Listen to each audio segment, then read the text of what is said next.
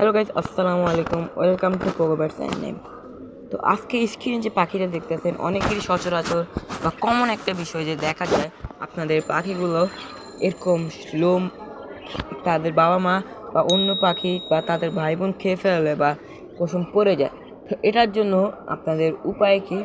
তো আজকে আমরা বলবো এটার উপায়টা কি। তো আপনারা কিন্তু ভিডিওটা মিস করবেন না। আমি মাঝখান দিয়ে শেষ দিয়া বা মাঝখানে বলে দিব এই ওষুধটার নাম। ওষুধ কিন্তু খাওয়াইতে হবে, এটা ওষুধ না খাওয়ালে হবে না। আর যদি আপনাদের পাখি হয়, পাখি যদি লোম ঝরে পড়ে, পশম ঝরে পড়ে, তাহলে কিন্তু ওষুধ লাগবে না। এই যে 2-3 মাস বা এক দুই মাস লাগবে পাখির প্রপারলি মানে পশম উঠতে।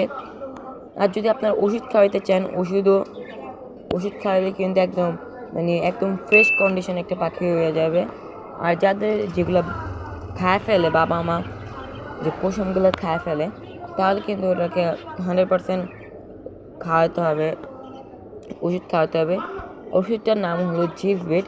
আপনার স্ক্রিন দেখতে পাচ্ছেন জিভবেট এই ওষুধটা। এটা 45 বা 50-এর কাছাকাছি হবে। তো আপনারা এগুলো কিনে পানির সাথে মিক্স করে দেবেন প্রতি 1 লিটারের সাথে।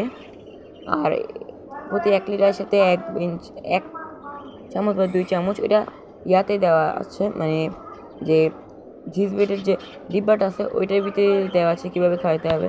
পানির সাথে মিক্স করে আপনারা ওগুলো খাওয়াবেন। এরকম কয়েকদিন খাওয়ালে দেখবেন আপনার পাখিটা আস্তে আস্তে ফ্রেশ কন্ডিশন হইতে আসছে, পশমগুলো উঠতে আসে। দেখেন আমার যে পাখিগুলো একটু আগে যে পাখিটা দেখছেন ওইটার কিন্তু এই অবস্থা। এটাকে কিন্তু আস্তে আস্তে আমরা যে জিভবেট পানির ইয়েটা খাওয়াই, জিভবেট ওষুধটা, তাহলে কিন্তু উঠে যাবে।